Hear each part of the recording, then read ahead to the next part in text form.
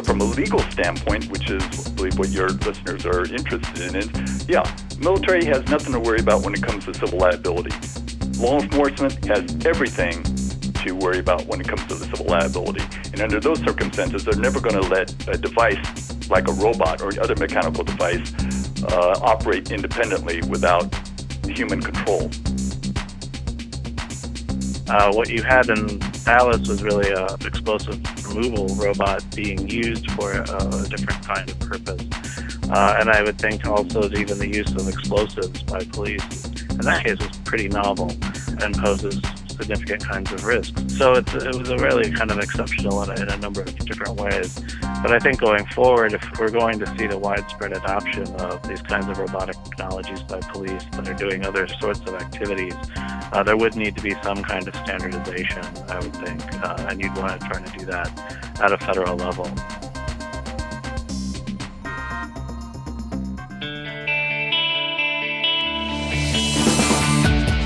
Welcome to the award-winning podcast Lawyer to Lawyer with J. Craig Williams and Robert Ambrogi, bringing you the latest legal news and observations with the leading experts in the legal profession. You're listening to Legal Talk Network.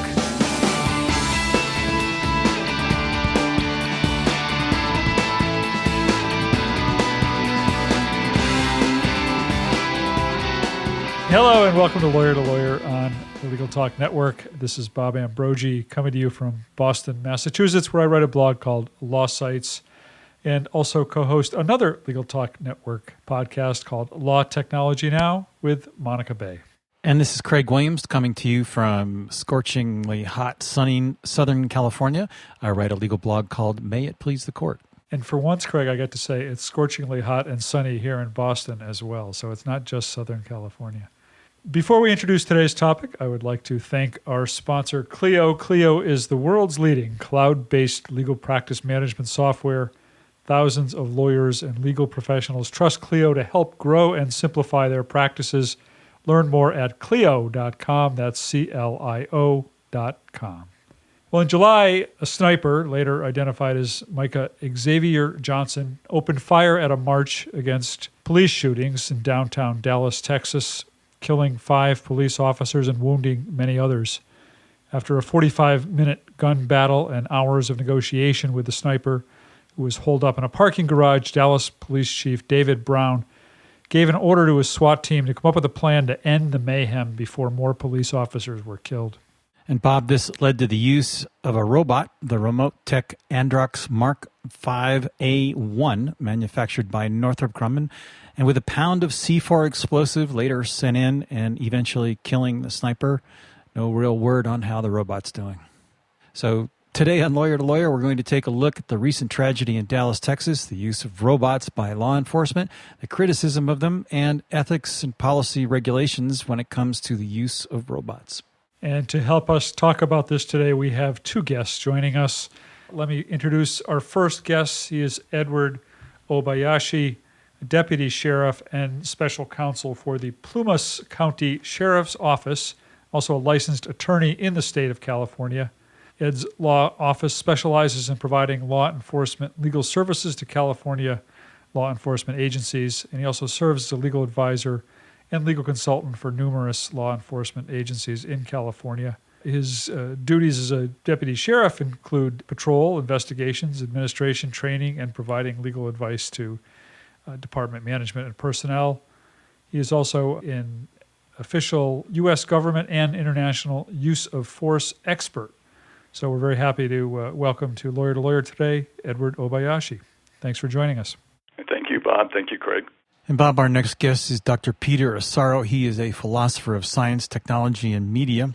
Dr. Asaro is an assistant professor and director of graduate programs for the School of Media Studies at the New York School for Public Engagement in New York City.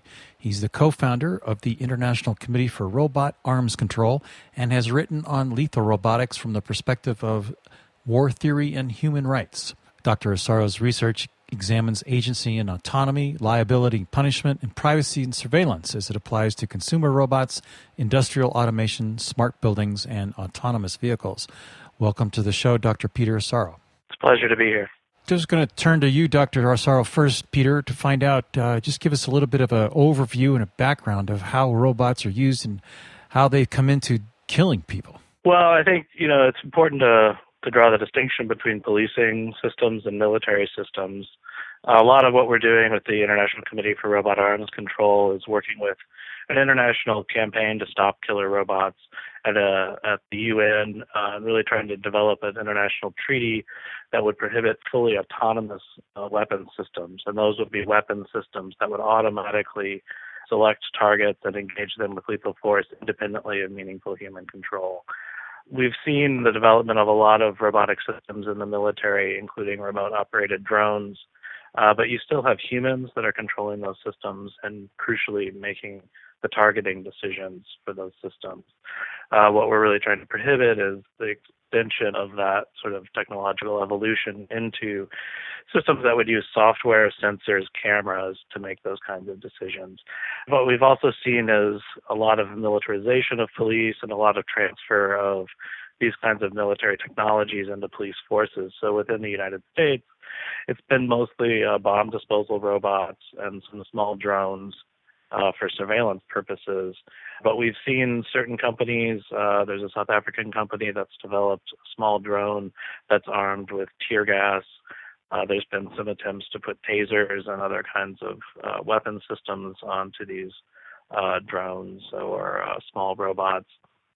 And so I think there's a concern both at the military level of the autonomy question, but I think even within police forces, are we going to have armed robots? What kinds of situations are those being developed for? How are they actually going to end up being used? I think they go a long way towards protecting police officers in dangerous situations, and that's a lot of the motivation behind the bomb disposal robots, and that's why Dallas had this robot to begin with. Using it as a weapon or weaponizing these systems, I think, raises a number of concerns. This was certainly a very exceptional circumstance, but if it became a more regular occurrence, or many police departments had this kind of system, in their arsenal, as it were, they would find new kinds of uses for it, and that would be, I think, potentially very concerning. Edward Obayashi, we've read reports saying that this was the first, I guess, lethal use of a robot by a police department. But what have you seen in terms of police departments using robots? Peter's talked a little bit about the military uses. What have you seen going on with police departments around the country? What Peter says is very well taken. There is a perception issue here when it comes to police tactics. We all know, whatever the news of the day may be, if the police have shot someone, or especially something like this, which seems, a matter of first impression, it's going to take the headlines, especially, from the public perception. We have, today's media, I'm talking about both news, entertainment, etc. People, everybody has an impression of RoboCop, Terminator, and it conjures all sorts of images of a futuristic police enforcement type atmosphere. So police get that. The reality, though, is that these devices, these robots or mechanized devices, have been around for decades. They have just gotten more and more advanced to the point where there's a lot of optional choices, for police, law enforcement to utilize them under certain circumstances. I'll give you a good analogy. Several months ago in San Bernardino, California, there was a high-speed pursuit down the interstate highway. I believe it was 215. The vehicle was traveling in pursuit at about over 100 miles an hour. Deputy vehicles were pursuing as a wrong-way chase. Especially in that area of Southern California, traffic was mounting, and the sheriff's office decided to terminate the pursuit by shooting the vehicle from a helicopter.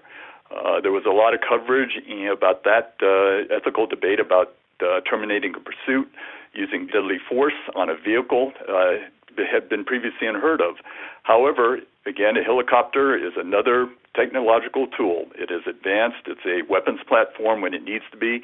And in this case, whether it's a robot or a helicopter, when it's utilized in that manner for the first time, in other words, death results, everyone, understandably, is going to ask questions. Now, the key here is whether it's autonomous or not. I can't imagine a day coming where or maybe I can, but not in the near future, I hope not, that police departments will ever relinquish human control over a device, never mind what it is. The key difference between the military use and police use is going to be whether military, yes, they do have autonomous capability. Police will never do that because of one major difference between the military and the police, and that's going to be the issue of civil liability. So from a legal standpoint, which is, I believe, what your listeners are interested in, is, military has nothing to worry about when it comes to civil liability.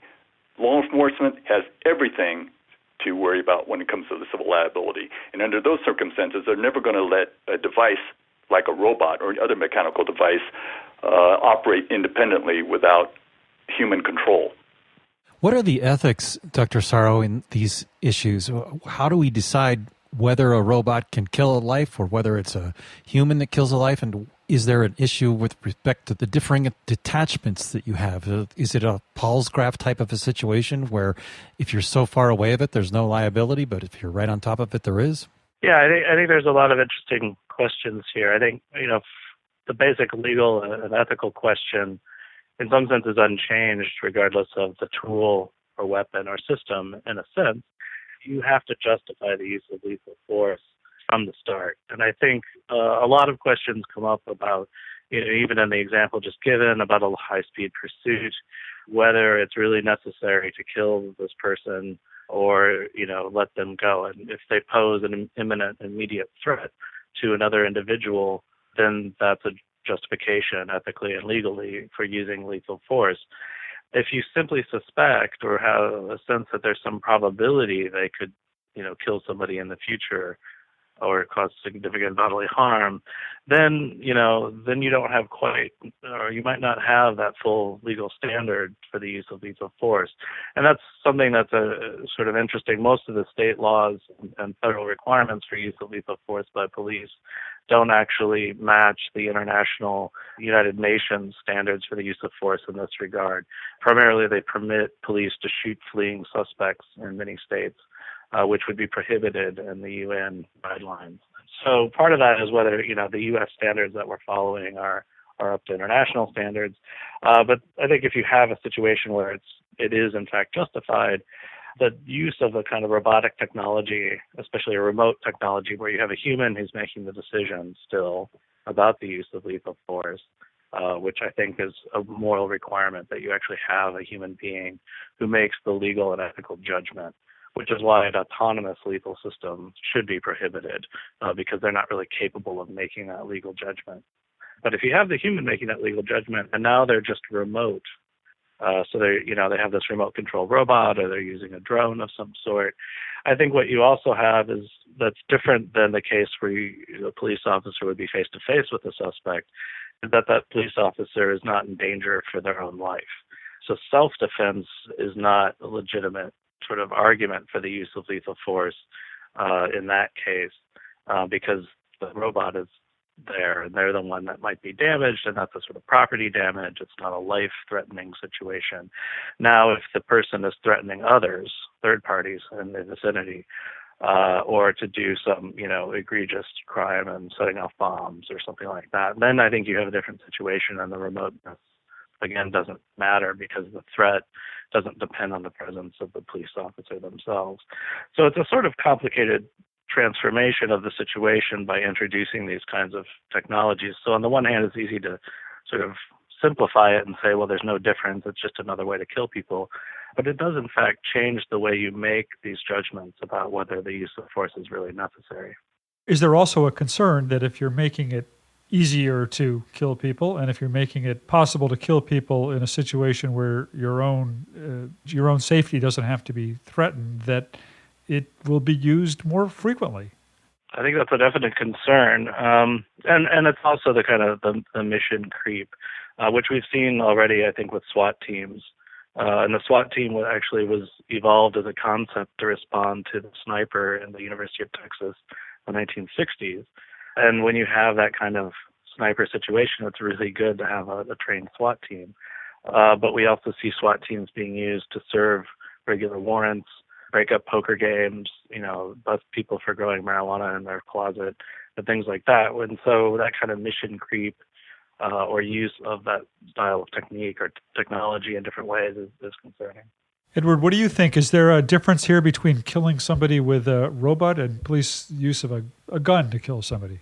No, there's no difference. As Peter, I believe, stated earlier, regardless of the device, whether it's a knife, a gun, taser, as long as lethal force is justified under the circumstances, it's not going to matter what was used.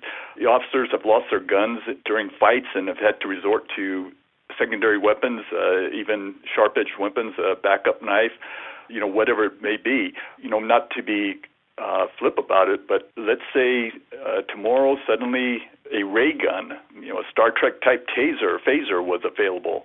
The courts would not differentiate between a traditional handgun or that phaser, how it was used, when it was used, as long as the circumstances justified it, same as the robot here.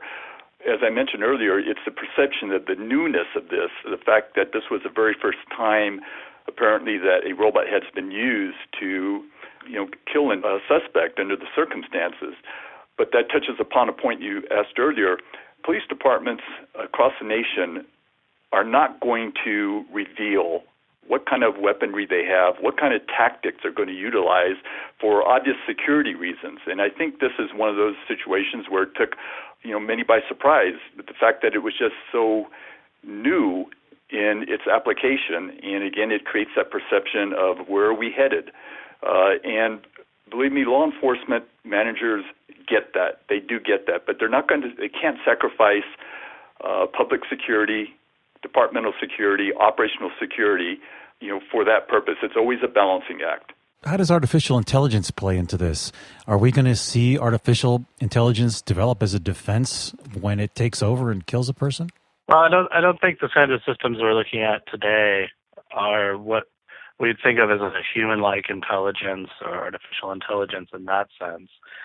In the sort of engineering sense of artificial intelligence, what you really have is a lot of pattern recognition, machine learning algorithms, things like that are going to be used more and more for like predictive policing, trying to figure out, which areas or which individuals are likely to be suspects in the future. And we've already seen some of that in Chicago. That technology being used, that's the kind of big data, artificial intelligence. But these smaller systems, again, they're mostly remote control because you rely on the human's vision and manual control to do most of the tasks. Because you don't really know what bombs are going to be built like, it's very difficult to pre-program robots to disarm bombs in general. And AI might serve useful functions in the future in terms of grasping and manipulating and problem solving in those kinds of situations, but I don't think they're going to be replacing humans soon, and they're certainly not going to be anywhere near the capability of making these contextual decisions about whether the use of force is necessary in a given situation, or even whether an individual poses a significant threat in a given situation. You would have to be able to understand the physical dynamics of the world in a very sophisticated way to understand when somebody's using, a hammer or a stick as a weapon, or even visual recognition of knives and guns would be fairly tricky, but it's, open carry can be legal. So simply seeing a gun doesn't necessarily mean it's a threat. And then understanding the psychological intention of individuals and whether they intend to carry out a threat or commit violence. It's very difficult for humans to judge, and it's much more difficult for computers to try to figure that out. We just don't know how to program that. Is there a more basic security issue here, one of security? I assume that police are communicating with these robots wirelessly in some way. Can those communications be hacked or intercepted so that a third party could take control of a robot in a crisis situation? Like, say, for example, the victim and turn it on the police? Potentially. It could be very sophisticated. One of my students was actually operated the EOD robots in the U.S. Army in Afghanistan, and they would regularly use electronic jamming systems for the whole surrounding area before they would even deploy the robot. But that was mostly because they were concerned with remote triggering devices being used to set off the roadside bombs. but it also meant to shut down their communications with everything but their robot, because it's designed to operate in the, specifically in this context where they're jamming every other, frequency except the one that the robot uses. So there's ways to sort of make those secure, at least in the military sense. Hacking into drones has been done. You can spoof them. You can take control of them, all sorts of things. So in a wireless situation, that's always possible. We need to take a short break at this point. Please stay with us, and we're going to be back after a few messages from our sponsors to talk more about the legal issues of robots and policing. Clio is an invaluable software solution for law firms of all sizes, handling all the demands of your growing practice from a single cloud-based platform. Clio enhances your firm with features such as matter and document management, time tracking, and even billing. Clio is an effortless tool that helps lawyers focus on what they do best, which is practice law. Learn more about Clio at Clio.com. That's CLIO.com. And welcome back to Lawyer to Lawyer. I'm Craig Williams, and with us today is attorney Ed Obayashi, the deputy sheriff and special counsel for the Plumas County Sheriff's Office and a licensed attorney in the state of California, as well as Dr. Peter Asaro, assistant professor and director of graduate programs for the School of Media Studies at the New School for Public Engagement in New York City. In our last segment, we've been discussing the tragedy in Dallas and the use of robots in law enforcement. We've recently been talking about ethics and wireless issues and people taking things over. What are the militaristic applications of these robots in terms of the police's use of them? I mean, should the police really be using a militaristic style robot in a public citizens type environment where we're not at war with our citizens, presumably?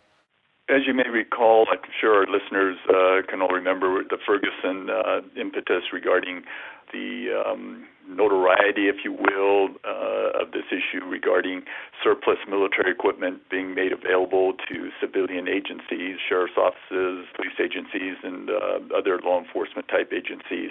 The public may not have known that this has been going on for decades. Most departments, when I say most, please keep in mind the large departments in the country, LAPD, LASO, Chicago PD, NYPD, Houston, all those large agencies are exceptions. Most, by far, I don't have the exact statistics, but by far the overwhelming majority of law enforcement agencies in the United States are probably in the neighborhood of less than 100 sworn officers. There are many, many departments that have less than 50 sworn officers. Those departments rely heavily on this government program. And the images coming out of Ferguson, again, understandably so, the perception was that we may be becoming a police state.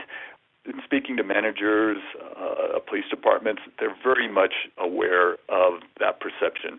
But at the same time, in today's ever-changing, ever-growing threat, especially, and I hate to use the issue of terrorism as a crutch, but it is not a crutch. It's not exaggerated. As terrorist acts become much more sophisticated, as you and I and everybody else have begun to appreciate, the traditional tools that police have used, are not effective enough during a life and danger situation. Decades ago, when none of these issues, was present or concerned, the cop on the beat walking without a vest, without body protection, just walking a beat with his nightstick, a pair of handcuffs, and a revolver, that was fine and well. But not anymore. Not when the terrorists and criminals are free to arm themselves, to their desire. At the same time, the police have had to react to that. And so, again, when you have a new technology that is suddenly introduced under these circumstances, and especially under the tragedies involving officer-involved shootings, yes, the perception, regarding the concern for a police state is magnified. But if you think about when I first started, I don't know, not to be funny here, but I don't know how old my colleagues here in the show are, but I started 25 years ago, and that's when tasers are just coming into law enforcement use. I clearly recall the outcry and the concern by the general public and media and law commentators, regarding these tasers. They thought, where are we going on this? But now it's, there have been obviously a number of landmark guiding cases regarding the use of tasers, when it's appropriate, when it's not, et cetera. So, again, new technology is always going to be, just for lack of a better term, it's always going to be a point of interest, especially when it's in the hands of law enforcement and how it's used, just because of the mere fact that it is law enforcement, and everybody obviously has a stake in how law enforcement conducts itself. So again, it's always the newness of the tactic or the tool. Who knows what tomorrow may bring. I read that most of the major police departments in the country and many smaller legal departments have robots, in fact, and I'm not sure a lot of people are aware of that. Do we need, in either of your opinion, legislation of any kind, either on a state level or on a federal level, to address the use of robots in law enforcement? I don't believe so. I don't know what area of the use of robots any type of legislation would address, other than, say, Fourth Amendment issues dealing with privacy issues, like a robot being used to sniff around a residence for presence of illegal drugs. But when it comes to the issue at hand, use of force, again, the laws that exist, and rightly so under Graham versus Connor and other U.S. Supreme Court law, they're not going to specify you can't use this particular type of device. It's always going to be what is reasonable under the circumstances, regardless of the type of force. And that's why they can't specify, no law, no legislation, no court is going to say, well, you can't use this device. It's always going to be under the principle of what constitutes deadly force. So regardless of whether it's a robot, a taser, a ray gun, a bazooka, whatever it may be, it's going to be what was reasonable under the circumstances, regardless of the means that were used to kill someone. Well, we've just about reached the end of our program, and it's time to wrap up and get your final thoughts as well as your contact information. So, Ed, let's turn to you. My contact information first is Edward Obayashi. My phone number is always accessible. Office, it's area code 619-857-2359. My law office email is ECO, like Ed Charles Obayashi, at lawcop.net. And I'm always available for any questions, comments, et cetera. So thank you very much for having me today. Yeah, and you can reach me on the internet at Peter Asaro. That's asaro.org is my website, or at Peter Asaro is my Twitter handle if you want to hear all about military robots and robotics technology in general. And just, I guess, in response to a couple of these last questions, there has been some legislation in the state of Virginia that requires warrants for the police to use drones for surveillance and things like that, very much under the Fourth Amendment, as Ed mentioned. And I think there is concerns when we move into weaponizing these systems. And there would need to be some kind of regulation, I think, in place for the companies who would manufacture such systems to feel that was an acceptable use. What you had in Dallas was really an explosive removal robot being used for a different kind of purpose.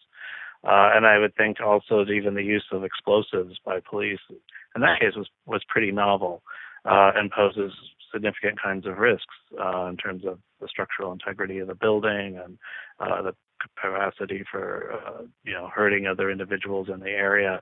So it was a really kind of exceptional in a number of different ways. But I think going forward, if we're going to see the widespread adoption of these kinds of robotic technologies by police that are doing other sorts of activities, there would need to be some kind of standardization, I would think, and you'd want to try to do that at a federal level to ensure that civil rights are being respected and so forth. Great. Well, thank you both for participating in our show today. That brings us to the end of our show. Bob? Thanks to both of you for taking the time to be with us today. And to all of our listeners out there, thanks for listening. Join us next time for another great legal topic when you want legal think lawyer to lawyer.